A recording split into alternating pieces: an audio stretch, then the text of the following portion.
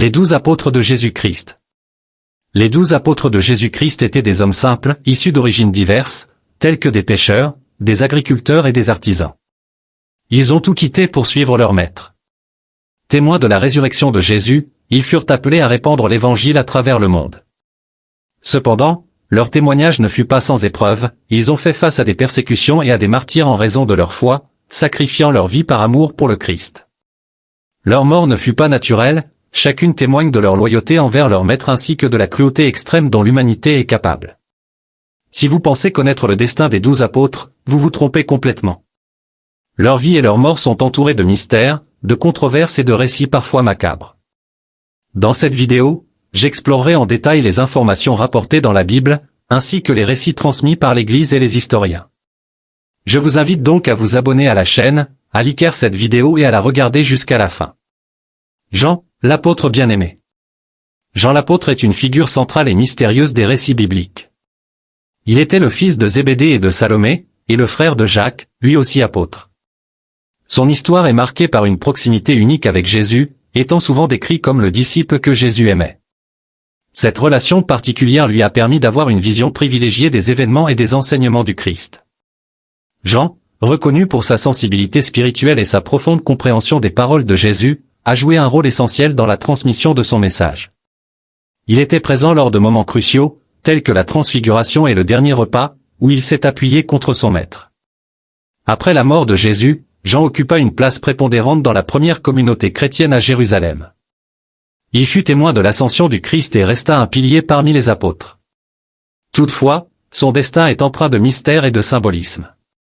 Jean subit de nombreuses persécutions, principalement sous le règne de l'empereur Domitien, en raison de sa prédication de l'Évangile à Éphèse.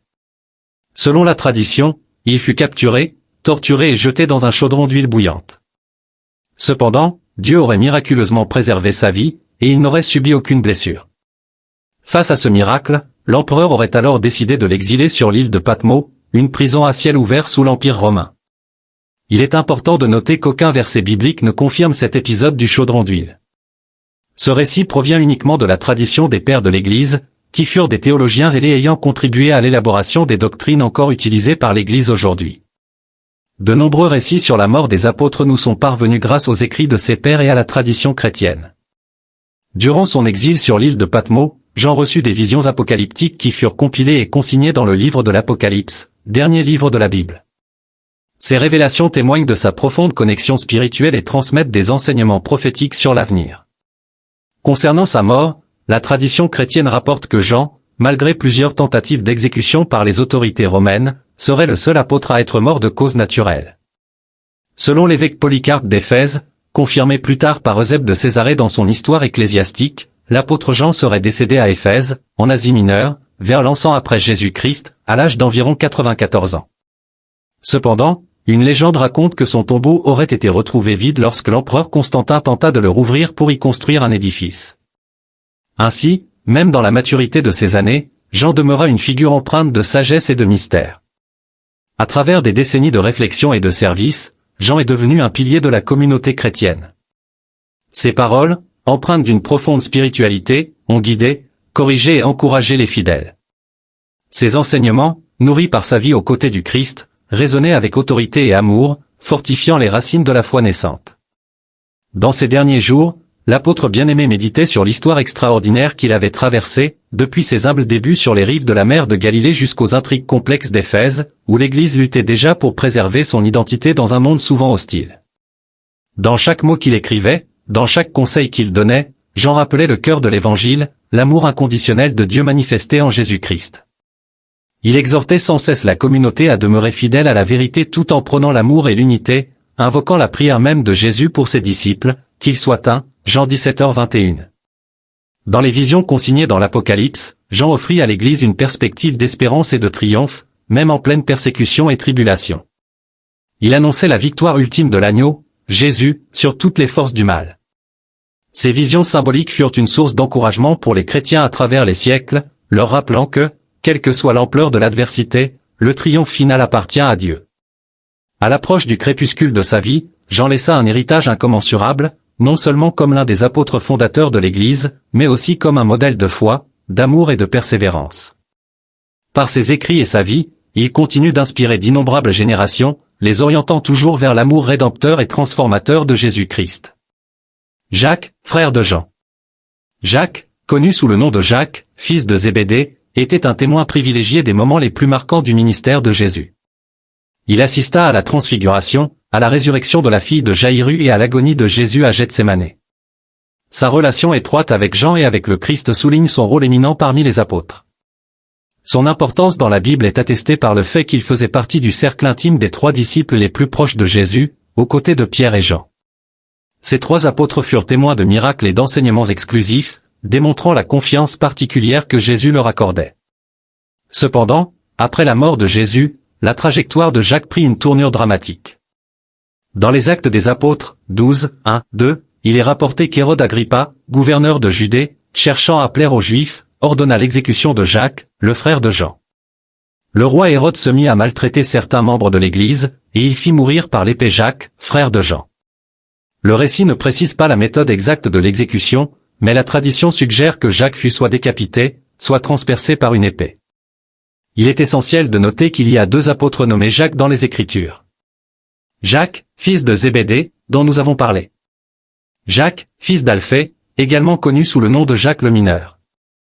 Ce dernier a une présence plus discrète dans les évangiles et, après la mort de Jésus, les informations sur ses activités deviennent encore plus rares. Selon la tradition chrétienne, Jacques le mineur aurait joué un rôle essentiel dans l'expansion de l'évangile, probablement en s'engageant dans des activités missionnaires. Cependant, les détails spécifiques concernant sa mort restent incertains en raison de la diversité des traditions et du manque de précision dans les Écritures. La plupart des doctrines chrétiennes s'accordent à dire que Jacques, fils d'Alphée, aurait également trouvé la mort sur ordre du roi Agrippa, étant exécuté publiquement par décapitation à Jérusalem. Cette image de Jacques décapité se retrouve fréquemment dans les peintures, sculptures et autres objets religieux. Toutefois, d'autres sources, telles qu'un texte du 1er siècle après Jésus-Christ intitulé Le martyre des apôtres, suggèrent qu'il aurait été précipité du pinacle du temple de Jérusalem avant d'être lapidé à mort. Dans la Jérusalem du 1er siècle, la nouvelle de la mort de Jacques, l'un des piliers de l'Église primitive, se répandit rapidement à travers les ruelles et les marchés. Son martyre fut un choc pour les disciples de Jésus, mais aussi une preuve tangible des tensions croissantes entre la jeune Église et les autorités juives et romaines. Sa disparition marqua un tournant décisif, rappelant à la communauté chrétienne le prix élevé de sa mission. Face à cette perte, les apôtres, notamment Pierre, renforcèrent leur foi et redoublèrent d'ardeur pour poursuivre la mission confiée par Jésus. La mort de Jacques, bien que douloureuse, inspira un nouvel élan d'évangélisation. L'Église, malgré les persécutions, s'étendit au-delà des frontières de Jérusalem et de la Judée, atteignant la Samarie et, progressivement, les confins de l'Empire romain. Le message de l'Évangile, nourri par le sang des martyrs, trouva un terreau fertile dans les cœurs assoiffés d'espérance et de vérité. Pendant ce temps, Jacques le mineur poursuivit son ministère de manière discrète mais essentielle. Bien que les Écritures offrent peu de détails sur ses actions ultérieures, la tradition ecclésiastique suggère qu'il joua un rôle significatif dans la diffusion de la foi. Son engagement silencieux et persévérant contribua à la croissance et au renforcement de la communauté chrétienne en ces temps d'incertitude et de défis. L'histoire des 2 Jacques, chacun suivant une destinée unique, demeure une source d'inspiration pour les générations de croyants. L'un fut appelé à un rôle public avec une fin dramatique, tandis que l'autre œuvra dans l'ombre, apportant une contribution tout aussi précieuse. Réfléchir à leur vie nous rappelle que le chemin du disciple peut prendre de nombreuses formes, que ce soit en portant l'épée de l'exécution sur la place publique ou dans le service fidèle et discret, chaque croyant est invité à témoigner de sa foi avec courage, amour et fidélité inébranlable. Pierre, le roc de l'Église. Originairement connu sous le nom de Simon, Pierre naquit en Galilée et exerçait le métier de pêcheur avant d'être appelé par Jésus à devenir un « pêcheur d'hommes ». Son nom fut changé en Pierre, signifiant « roche » ou « pierre », symbolisant la solidité de la foi qu'il allait démontrer tout au long de son parcours. Dans les évangiles, Pierre apparaît comme un disciple passionné, parfois impulsif, mais profondément dévoué à Jésus. Il fut témoin de nombreux miracles, notamment la marche sur l'eau, et fut le premier à reconnaître Jésus comme étant le Christ, le Fils du Dieu vivant. Lors de la dernière scène, il occupa une place centrale et fut désigné comme le leader des apôtres. Son reniement de Jésus lors de l'arrestation du Maître reste un épisode marquant, suivi d'un profond repentir et d'une restauration par Jésus après la résurrection. Après l'ascension du Christ, Pierre entreprit un vaste voyage à travers l'Empire romain pour proclamer l'Évangile. Il finit par s'établir à Rome, où il assuma la direction de la communauté chrétienne. Son rôle fut déterminant dans les actes des apôtres, notamment dans l'ouverture de l'Évangile aux païens. En l'an 64 après Jésus-Christ, un grand incendie ravagea Rome, déclenchant une vague de persécution contre les chrétiens sous l'empereur Néron, qui les accusa d'avoir provoqué le désastre. Pierre fut arrêté et condamné à mort. La tradition rapporte qu'il fut crucifié la tête en bas, estimant ne pas être digne de mourir de la même manière que son Seigneur. Son martyre scella son engagement indéfectible envers le Christ et fit de lui un symbole de foi et de courage pour les générations à venir. Les apôtres de Christ, leur mission, leur martyr, leur héritage. Jacques, fils d'Alphée et Jacques, fils de Zébédée. La tradition chrétienne suggère que Jacques, fils d'Alphée, a joué un rôle clé dans l'expansion de l'Évangile, bien que les Écritures restent discrètes sur ses activités missionnaires. Selon la plupart des doctrines chrétiennes, il aurait été mis à mort par ordre du roi Agrippa à Jérusalem, où il aurait été publiquement décapité. Cependant, d'autres sources, comme le martyr des apôtres, racontent qu'il aurait été précipité du pinacle du temple de Jérusalem avant d'être lapidé. La mort de Jacques, fils de Zébédée, l'un des piliers de la première Église, fut un choc pour la communauté chrétienne, accentuant les tensions avec les autorités juives et romaines. Cet événement tragique renforça la foi des apôtres restants, qui poursuivirent la mission confiée par Jésus. Pierre, de pêcheur à pilier de l'Église. Né en Galilée sous le nom de Simon, Pierre était pêcheur avant d'être appelé par Jésus. Rebaptisé Pierre, signifiant rocher, il fut témoin de nombreux miracles, comme la marche sur l'eau, et fut le premier à reconnaître Jésus comme le Fils de Dieu. Après avoir renié son maître 3 fois lors de son arrestation, il connut un profond repentir et fut restauré par Jésus lui-même. Après la mort de Jésus, Pierre joua un rôle clé dans l'expansion du christianisme, notamment parmi les païens. Il s'installa à Rome, où il devint un leader de la communauté chrétienne. En 64 après Jésus-Christ, suite à l'incendie de Rome, Néron persécuta violemment les chrétiens. Pierre fut arrêté et condamné à être crucifié. Par humilité, il demanda à être crucifié la tête en bas, ne se jugeant pas digne de mourir comme son maître. Son exécution eut lieu sur la colline du Vatican, où se dresse aujourd'hui la basilique Saint-Pierre. Jude Thaddée, l'apôtre des causes désespérées. Peu mentionné dans les évangiles, Jude Thaddée manifesta un désir sincère de comprendre les mystères du royaume de Dieu. Après la mort de Jésus, il se consacra à l'évangélisation en Mésopotamie et en Perse. Les traditions diffèrent quant à sa mort, certains affirment qu'il fut martyrisé avec Simon, d'autres qu'il fut lapidé ou haché à la hache. Quel que soit le récit, sa mort est un témoignage de sa fidélité inébranlable à Christ. Aujourd'hui, il est vénéré comme le saint patron des causes perdues et désespérées. André, le premier appelé. Frère de Pierre, André fut parmi les premiers disciples de Jésus. Il assista à des moments clés comme la multiplication des pains et des poissons. Après la résurrection de Jésus, il poursuivit son ministère missionnaire, voyageant jusqu'en Écosse et en Grèce. Selon la tradition, André fut arrêté et flagellé avant d'être crucifié à Patra, en Grèce. Toutefois, il demanda à être attaché à une croix en forme de X plutôt que cloué, se jugeant indigne de mourir comme Jésus. Cette croix est aujourd'hui connue sous le nom de croix de Saint-André. Philippe, l'apôtre de la foi éprouvée. Originaire de Bethsaïda, Philippe suivit Jésus dès les premiers jours de son ministère. Il joua un rôle actif dans plusieurs épisodes bibliques, notamment lors de la multiplication des pains. Son questionnement face à la nourriture des foules illustre la tension entre la logique humaine et la puissance divine. Après la résurrection, Philippe continua à prêcher l'Évangile, notamment en Samarie. Il aurait subi le martyre en Phrygie, actuelle Turquie, où il fut crucifié ou pendu, selon les sources. Conclusion, un héritage de foi et de sacrifice. Les apôtres de Jésus ont chacun suivi une voie unique, mais tous ont partagé un engagement inébranlable à la mission du Christ. Que ce soit en affrontant la mort avec courage ou en prêchant discrètement, leur légende continue d'inspirer des générations de croyants. Leur sacrifice a été le ferment d'une foi qui, à travers les siècles, s'est répandue bien au-delà des frontières de la Palestine. Aujourd'hui, leur vie reste un témoignage puissant de la force du message du Christ et de la valeur du dévouement absolu à Dieu. Le martyr des apôtres de Jésus-Christ. Pierre. Pierre aurait demandé à être crucifié la tête en bas, par humilité, estimant ne pas être digne de mourir de la même manière que son maître, Jésus-Christ. Son supplice eut lieu sur la colline du Vatican, où se dresse aujourd'hui la majestueuse basilique Saint-Pierre. Son martyre fit de lui l'un des premiers témoins sacrificiels du christianisme, contribuant ainsi de manière significative à l'expansion de l'Évangile dans le monde entier. Son décès est considéré comme un témoignage ultime de son engagement inébranlable envers le Christ. À cette époque, sous la persécution de l'empereur Néron, de nombreux chrétiens furent torturés et exécutés. Toutefois, leur foi demeura ferme, renforcée par des figures emblématiques comme Pierre. Son choix d'être crucifié à l'envers reflète la profonde transformation de sa vie, passant d'un pécheur impulsif à un pilier de l'Église. Son parcours, marqué par des épreuves et des triomphes, demeure une source d'inspiration pour les chrétiens à travers les siècles. Jules Thaddée. L'empereur Néron serait également responsable de la mort de l'apôtre Jules Thaddée, aussi connu sous les noms de Lébbé Thaddée ou Jude, fils de Jacques. Bien que peu mentionné dans les évangiles, son rôle fut néanmoins crucial dans la propagation de l'évangile, notamment en Mésopotamie et en Perse.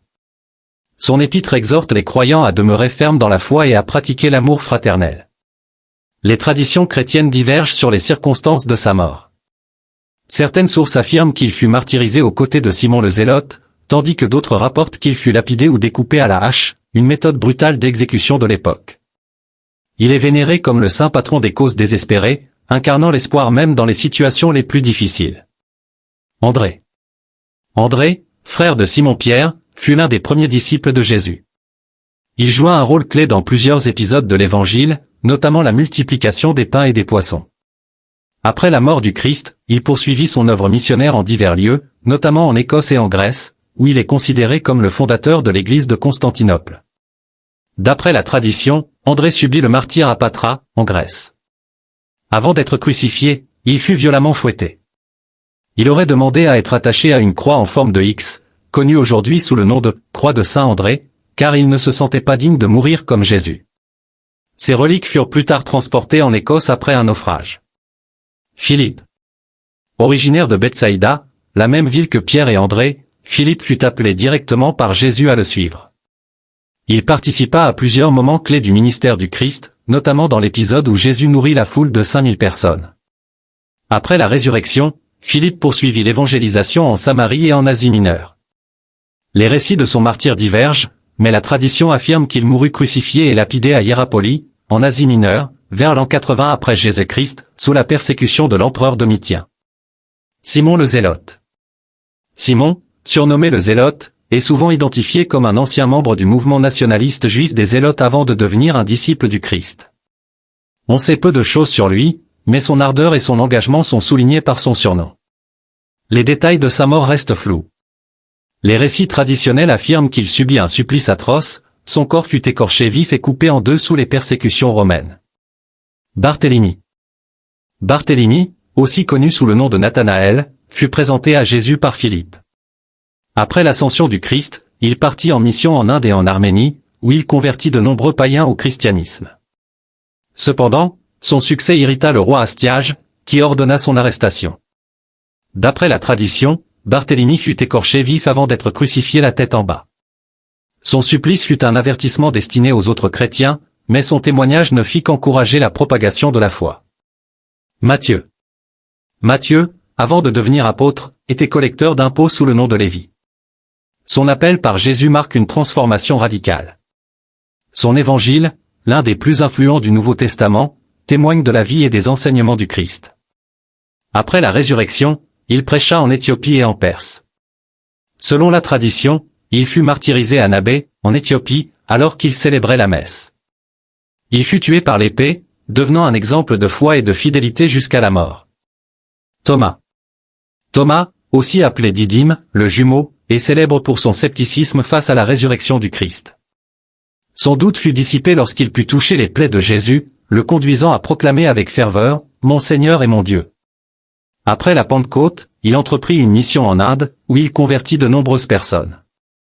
Il y aurait été transpercé par une lance, subissant ainsi le martyre pour sa foi. Conclusion. Le martyre des apôtres témoigne de leur engagement inébranlable envers le message du Christ. Leurs souffrances et sacrifices n'ont pas freiné la propagation du christianisme, bien au contraire, leur courage a inspiré des générations de croyants à travers les siècles. Aujourd'hui encore, leur exemple demeure un modèle de foi, de dévouement et de résilience face à l'adversité. Où et comment sont morts les apôtres de Jésus? L'histoire des apôtres après la résurrection de Jésus est marquée par des voyages missionnaires, des miracles et, pour la plupart, une fin tragique en raison des persécutions. Voici ce que la tradition chrétienne nous enseigne sur la mort de certains des apôtres. Philippe l'apôtre. Philippe est connu pour avoir accompli des miracles et baptisé de nombreuses personnes au nom de Jésus. Cependant, le Nouveau Testament ne fournit pas d'informations précises sur sa mort. Selon les traditions de l'Église, Philippe aurait été crucifié et lapidé à Hiérapolie, en Asie mineure, vers l'an 80 après Jésus-Christ, sous la persécution de l'empereur romain Domitien. Simon le Zélote. Simon, surnommé le Zélote, est l'un des apôtres les plus mystérieux.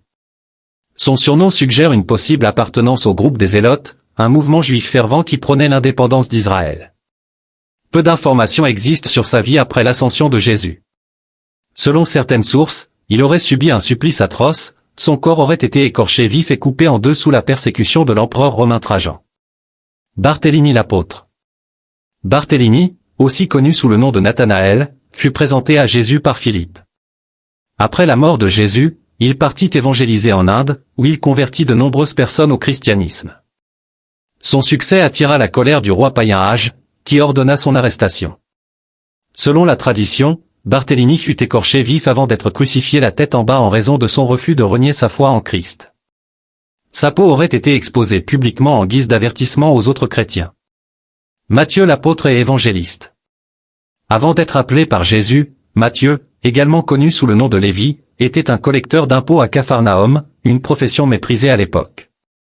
Son évangile reste l'un des témoignages les plus précieux du Nouveau Testament. Après l'ascension de Jésus, Matthieu aurait prêché dans plusieurs régions, notamment en Éthiopie et en Perse. La tradition la plus répandue affirme qu'il fut martyrisé dans la ville de Nadab, en Éthiopie, alors qu'il célébrait la messe, tué par l'épée. Son parcours témoigne de la transformation que Dieu peut opérer dans le cœur humain, utilisant chacun, peu importe son passé, pour la gloire de son royaume. Thomas, dit Didyme. Thomas, aussi appelé Didyme, ce qui signifie « jumeau », était initialement pêcheur en Galilée. Il est célèbre pour son scepticisme après la résurrection de Jésus, déclarant qu'il ne croirait que s'il pouvait toucher ses blessures. Cette attitude lui a valu le surnom de « Thomas l'incrédule ». Cependant, après avoir vu et touché Jésus ressuscité, il fit l'une des déclarations de foi les plus profondes, « Mon Seigneur et mon Dieu ».